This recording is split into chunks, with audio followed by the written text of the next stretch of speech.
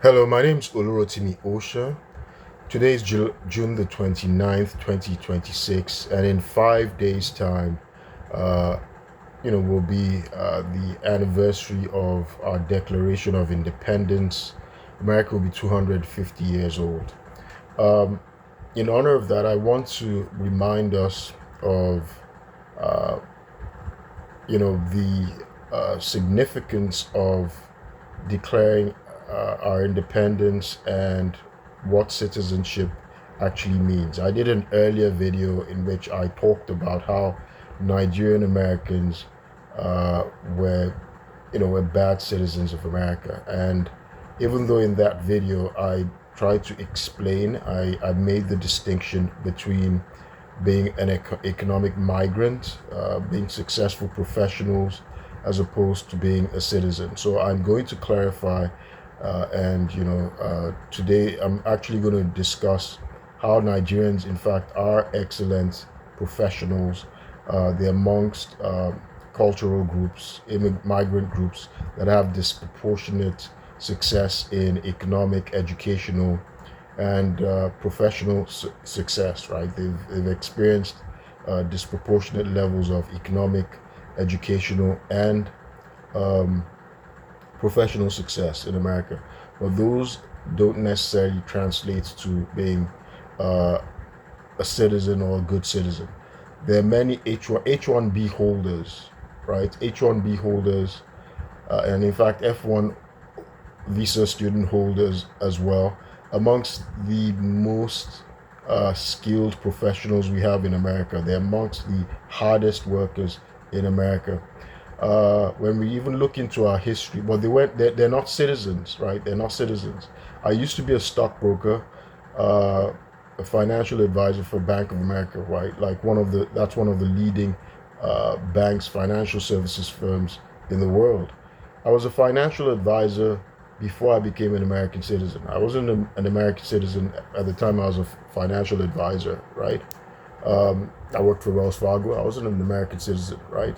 So, and there are many successful software engineers who are not citizens, right? If you look at um, the leaders, the CEOs of some of our tech companies in America, Google, Microsoft, they're Indian Americans, right? They came as F1 students. They were once H1B holders. They came as F1 students. In fact, their first degrees were not in America. They were from India, right? The CEO of Alphabet, which is the parent company of Google, the CEO of Microsoft, right? So they were once H1B holders. There are many people, successful Indian Americans, who do not obtain American citizenship, and they're very successful. They're very successful professionally in America. They have amongst the highest educational uh, attainment in the United States. I'm an American citizen now, but again, when I had success, when I as a banker or stockbroker, I wasn't an American citizen at that time. So I want to make that distinction. But in any event, before I get into that conversation, and I'm going to be discussing a book by immature. She's a Yale law professor, a lawyer who wrote Triple Package, and she identified 8 cultural groups that enjoyed disproportionate levels of success educationally, economically, and professionally in America. Nigerians are amongst that 8. They're the only black group in that 8. That list of 8 cultural groups. But I want to remind us of citizenship while I make this contrast, right? So I don't want to conflate what it means to be a successful migrant worker, right? To be a successful migrant worker or economic refugee, as opposed to being an American citizen, to demonstrate the traits of American citizenship, right? So I'm going to just quickly read from the Declaration of Independence. I'm selecting from the second paragraph, not the whole thing, right? So authored by Thomas Jefferson.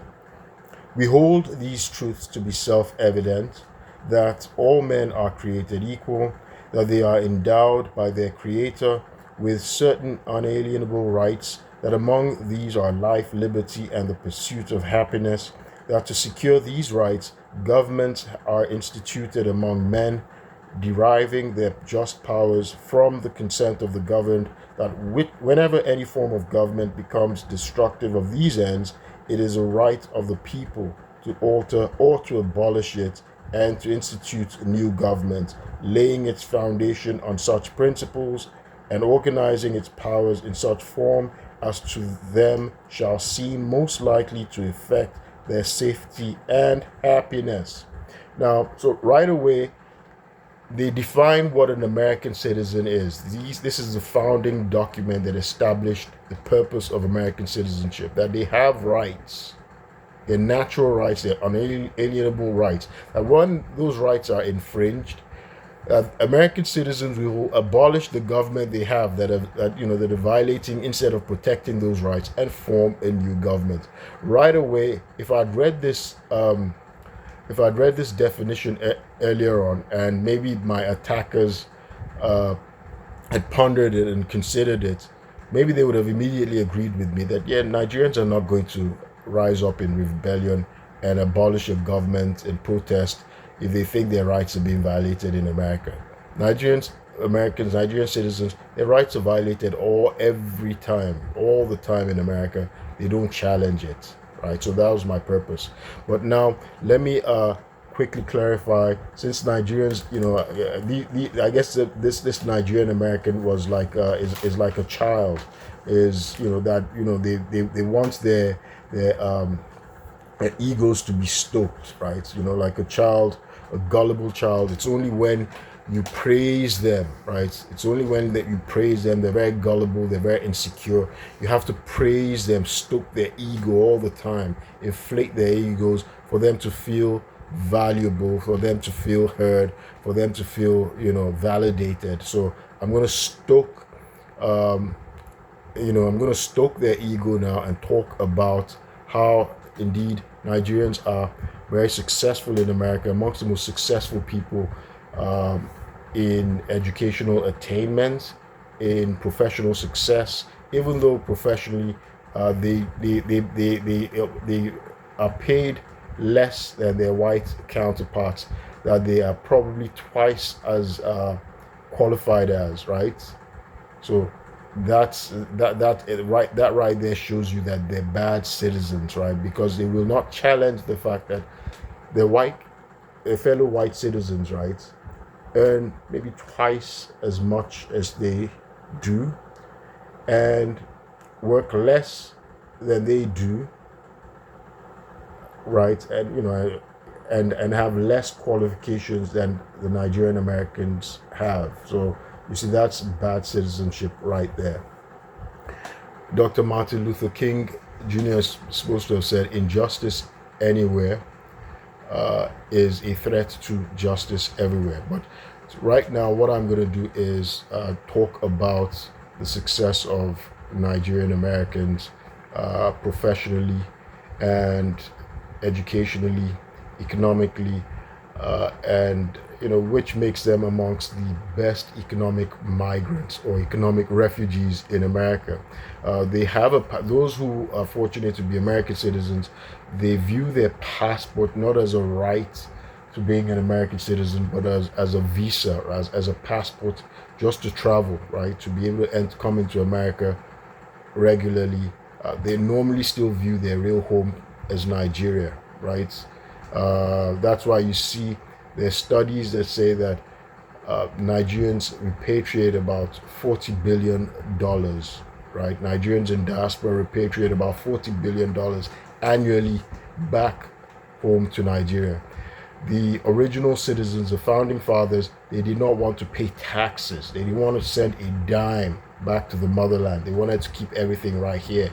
And so you see European Americans or Irish Americans, Anglo-Saxons, German Americans, Italian Americans, when they're here, when they come to America, they're divorced. They don't even know who their relatives are back in Europe. Those who came here the 19th, 18th century, right, 17th century, they had no connection. They severed contact, relationship with the motherland, with their family back home, back in Europe. They can't remember them, have no contact.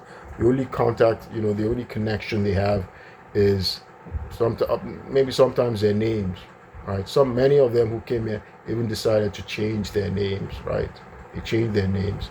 So they don't send any money back home. They invest everything they make right here. Remember, the best, unfortunately, the what I was going to say at one time, the best, the hardest working and best workers in America in the antebellum years. When I say antebellum, that means prior to the Civil War, were enslaved persons, enslaved Africans. They were the best workers, the hardest working people, Black Americans, but they were not even citizens, right? According to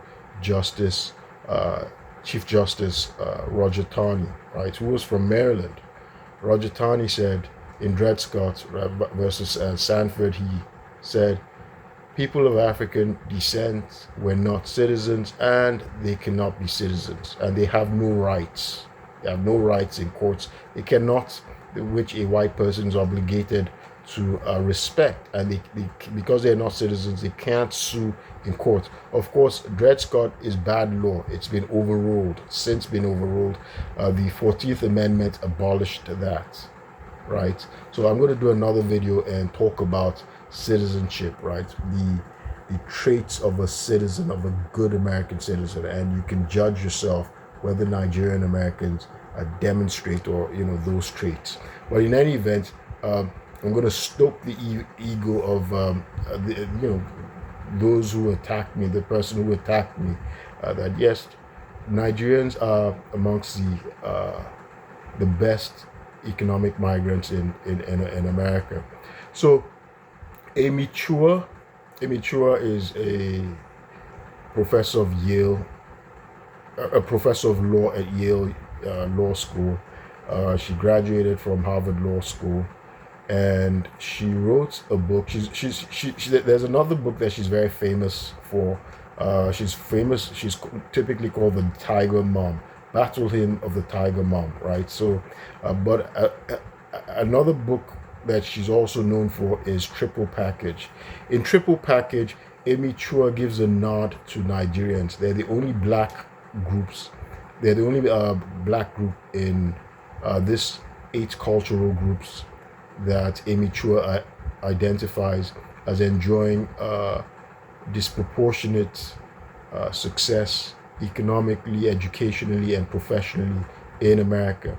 Now, Immature said that these 8 cultural groups possessed 3 traits. That's why she called the book the Triple Package. 3 traits, right, that gives them this disproportionate level of success. 1, superiority complex. A superiority complex, that means they think they have this sense of, they're imbued with this sense of worth, this sense of being exceptional, right? This notion that they have value, they have this great worth, this exceptional talent, or this destiny, this great destiny to succeed, which drives them. So they are undaunted because of this superiority complex. A second trait is insecurity. So I normally say people who have a superiority complex, they also possess an inferiority complex, right? So she doesn't call it inferiority complex, she calls it insecurity. But insecurity, that's an inferiority complex. So it's just a euphemism, or it's synonymous with inferiority complex. So they possess a superiority complex, which helps them, it makes them undaunted, indefatigable in pursuing their goals, right? Relentless in pursuing their goals. But at the same time, they have an inferiority complex, which Immature calls insecurity, right? Insecurity that they're not yet good enough, right? They haven't proven themselves, right? They persistently have this nagging feeling that They are undervalued. They haven't proven their self-worth. They haven't demonstrated how good they are. Uh, they want this sense of acceptance, so they never rest on their laurels, right? So they're constantly pushing themselves, and they're constantly driving themselves to achieve more, as a result. So see Nigerian Americans, for instance. Some people wonder, why do Nigerian Americans keep acquiring degrees, right?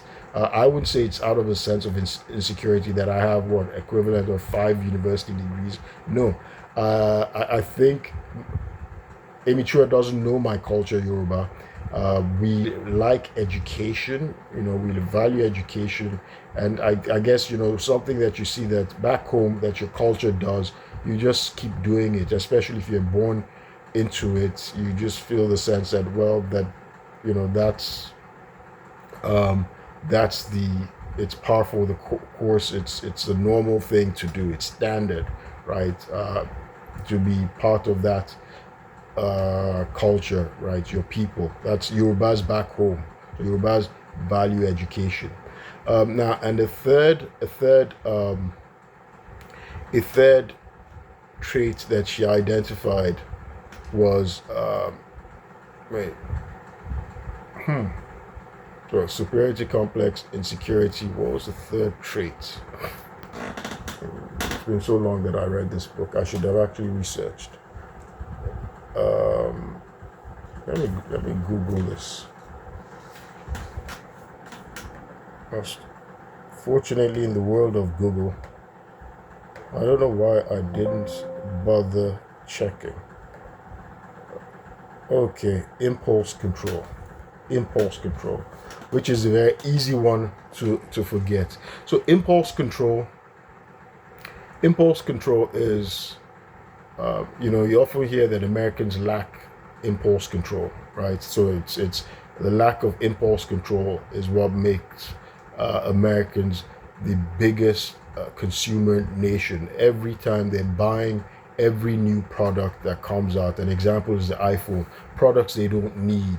They're just going out to buy a new product that they don't need, and without even thinking of the rationale, not the rationale of why they're spending money for something, for a new iPhone, when the old iPhone still serves the same purpose, right? So there's an American who told me the reason Americans, compete, have this insatiable consumerism is out of envy, out of jealousy, to compete with their neighbor, right? To compete with their neighbor. I did a video talking about envy, and there's an American who told me, an older white American government official told me that it's envy, the jealousy of Americans, it drives them to go and continue to buy what their neighbor has, to outdo their neighbor, and it's good for American capitalism and consumerism. So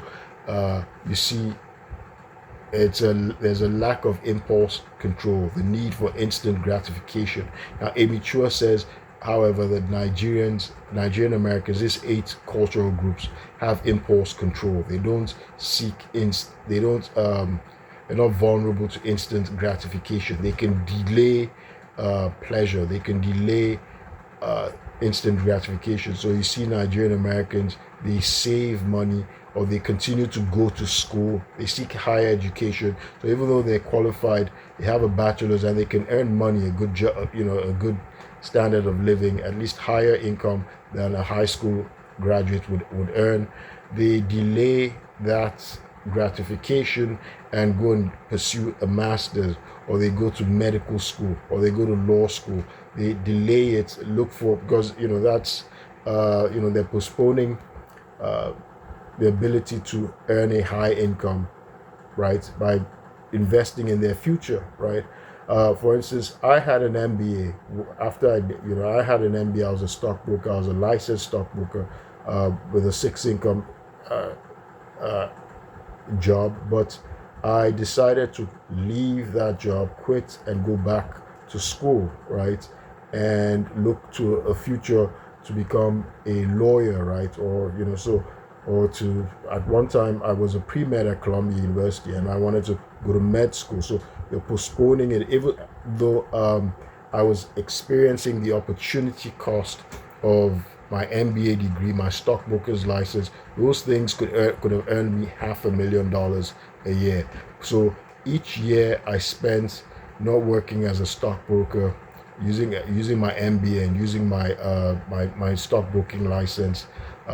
It was a cost of $500,000. So that's not the actual dollar that I spent, but the opportunity cost, the money that I was forsaking, right? That I did forego just to attend school, to stay in school. So I was able to do that because I have impulse control, right? So this is something that immature says that these 8 cultural groups have. And in case you want to know the 8 cultural groups, I do remember those 8 cultural groups. For some reason, I couldn't remember the impulse control, which is very normal. It's very easy it should be very easy to remember. That's impulse control. But I do remember the 8 cultural groups. Let me see. It's Chinese Americans, Chinese, you should also call them Americans, but Chinese, Chinese Indian, Lebanese,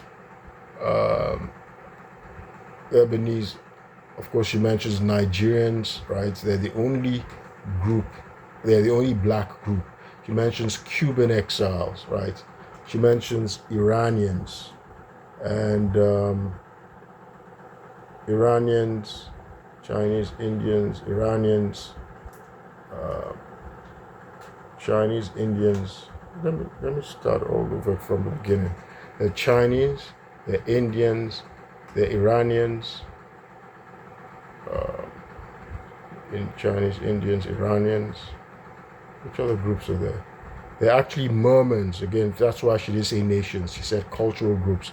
Mormons, Nigerians. I think I've probably about mentioned it all. And Lebanese Americans. Yeah. So that's Chinese, Lebanese,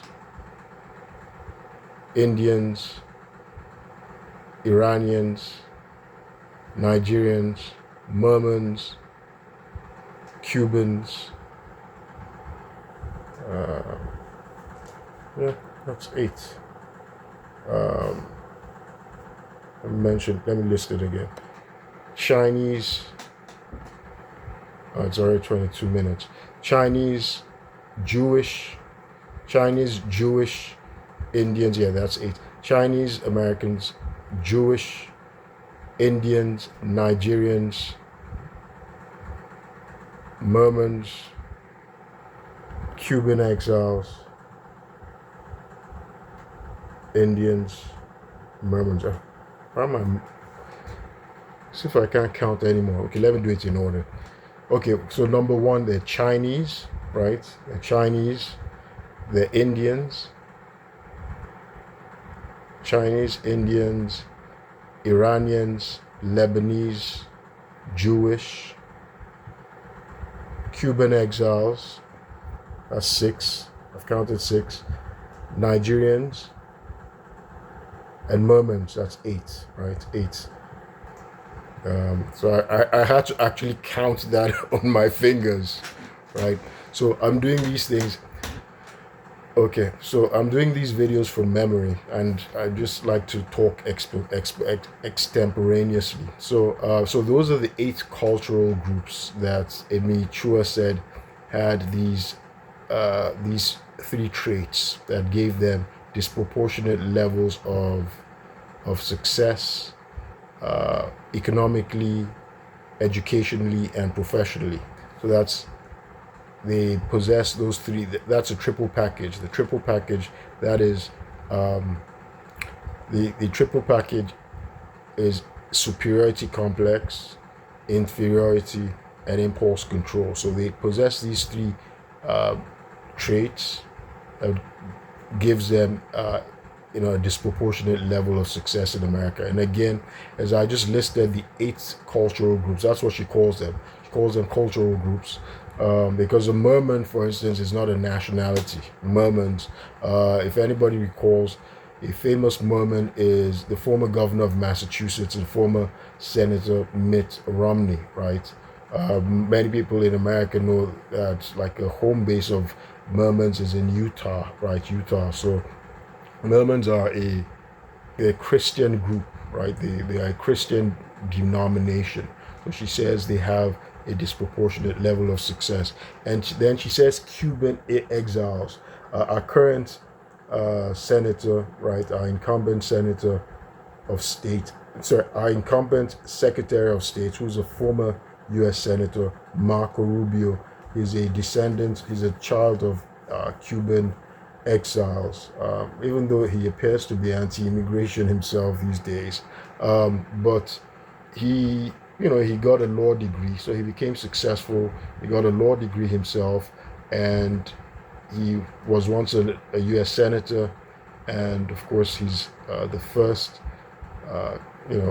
Cuban American Secretary of State. So Jewish Americans, those are the 8 groups. Nigerians are the only black ethnic group in the 8 cultural groups that immature identifies as enjoying disproportionate levels of success. Again, being successful economically or having high educational attainment, or being a professional, high achieving professional in America does not necessarily translate to being a good American citizen. In fact, most are not citizens at all. Again, H-1B workers, they're highly skilled workers. They're not citizens. They're not American citizens. F1 visa holders, many people who have a PhD, postdoctoral students, PhD students, they're typically on F1 students visas, or a bachelor's or master's, doing a master's in engineering or mathematics, certain science skills, right, that most American-born students do not possess or go to school for. They don't have American citizenship, right? So, and many Nigerians, my argument was that many Nigerians, they constrain themselves in this economic migrant mindset, even after they swear the oath and become American citizens, right? So I'm going to do another video explaining the traits of a citizen. And again, those 8 cultural groups, in case you're interested, it's Chinese Americans,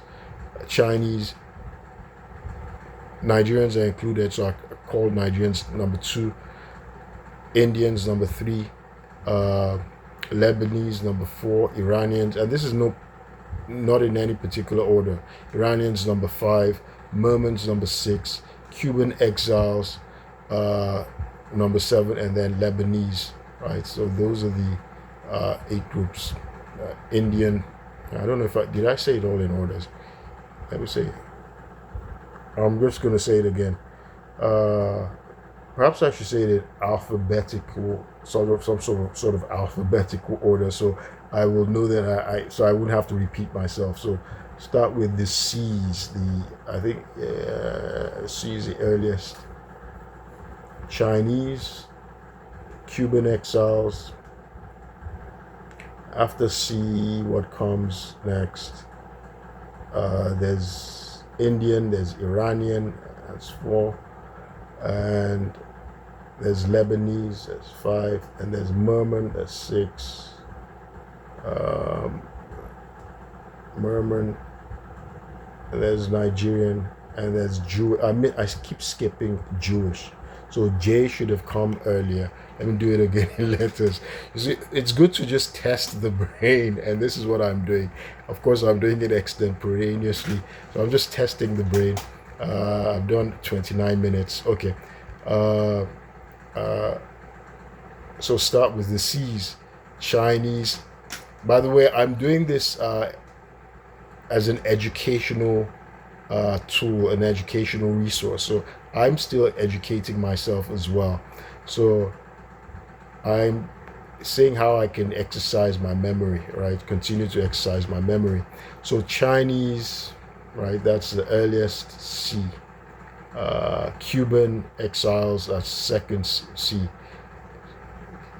C D E F G H I J. Indian, right? And Iranian, that's 4. Uh, then there's Jewish, J comes next. L comes before N, so there's Lebanese, and then N. What else comes before L? Okay, then there's Merman, right? Mermans, and then Nigerians, that's 8. So N, Nigerians. So hope this was helpful, and many Nigerians are very successful professionals. Nigerians have gone on to win. Nigerian Americans, they've gone on to win the MacArthur Genius Prize, like Chimamanda Ngozi Adichie, the famous writer, right, who wrote Americana, Color Purple. No, not Color Purple. Sorry, is it Purple Hibiscus? Half of a Yellow Sun. So. And of course, there's another Nigerian who won the MacArthur Genius Prize that most people don't know of. His name's John Dabiri, right? He's a professor of engineering. He won the MacArthur Genius Prize. They award a lot of money. I think it's over $650,000. There's another Nigerian, but I think she's based in the UK. Well, actually, the MacArthur Genius Prize requires you to be at least a green card holder. Another Nigerian, the daughter of a former Nigerian minister, Akunyili, I can't really pronounce her name. I think she went to the sister arm of my school, Queen's College, which is the sister arm of King's College. And so these have won, 3 Nigerians who won the MacArthur Genius Prize. Very impressive. There was a Nigerian, the first black person to become Deputy Secretary of the Treasury under the Biden administration. That's Wale Adeyemo, goes by Wally. He was a graduate of Berkeley and Yale Law School. So you see, Nigerians, yes, they have that success. On Forbes now, I think there are about 4 Nigerian billionaires on Forbes. I can remember 2. Adebayo Ogunlesi, of course, who is an alum of my secondary school, King's College, Lagos. Adebayo Ogunlesi is listed on Forbes as a billionaire. There's another young Nigerian, who was an immigrant, Tokwe Awutona. Both of them are immigrants. They weren't born here. Tokwe Awutona, he is a billionaire. He's the founder of Calendly. A lot of people use Calendly and don't even know. There's another Nigerian who created Hopstop, was said to have sold Hopstop, his company. Hopstop was it was like a map quest for New York, and that he was said to have sold it to Apple over a decade ago. Chinedu Echiro, he was actually my classmate, went to King's College with me, right? Went in the same arm, but he was my, we're in the same class. That's Chinedu Echiro, Harvard Business School graduate. So lots of Nigerians, yes, they do great professionally. Once Case Lawal was once he once had the largest private company in America. That's Camac Holdings, right? He's an oil executive. He became vice chairman of the Houston Port Authority. I think it's the second or the largest or the second largest port in the world, or at least in America. So lots of Nigerians, yes, who do great. You see Nigerians killing it in Hollywood right now, in the media. So they're good workers. They're very good workers. But being a great worker does not necessarily translate into being a good citizen of America. So I'm going to do another video and discuss what citizenship is, what it entails. Remember, even Black Americans in the antebellum years, they were They were the hardest working people. They were skilled. Many people think the slaves, enslaved persons were just tilling, picking cotton, or were just agricultural workers. No, they were actually skilled workers, right? They were artisans, they were skilled workers. The slave economy, exploited the labor of black people, people of African descent, but they were craftsmen as well. They were blacksmiths. They did a variety of things. They were architects.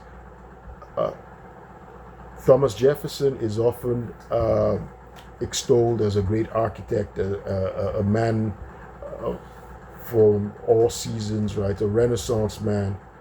But we don't consider how much of his work was actually done through the exploitation of his enslaved persons, his enslaved Africans, his enslaved people of African descent, who never got credit for the output of their brain, of their or even their exertion, their energies for exerting their physical labor or whatever it is.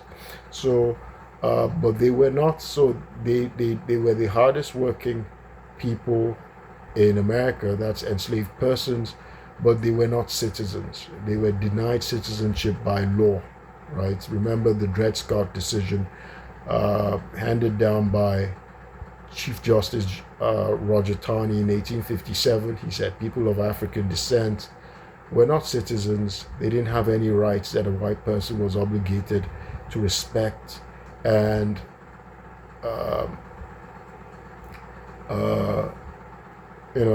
that they couldn't file lawsuits in courts either, right? But of course, that abhorrent, abominable, heretical decision from the Supreme Court has since been overruled, right? It's uncanonical, as lawyers will call it, right? In any event, I'll stop this video here. My name is Olurotimi Osha. I hope this was explained my thinking, and I apologize for the this is live. I like, it's a challenge. It's a good challenge for me to do it extemporaneously and do things from my memory and challenge myself. So the forgetfulness of my having to count over and over the 8 cultural groups, which I can do now, right? I can do it now because I could remember.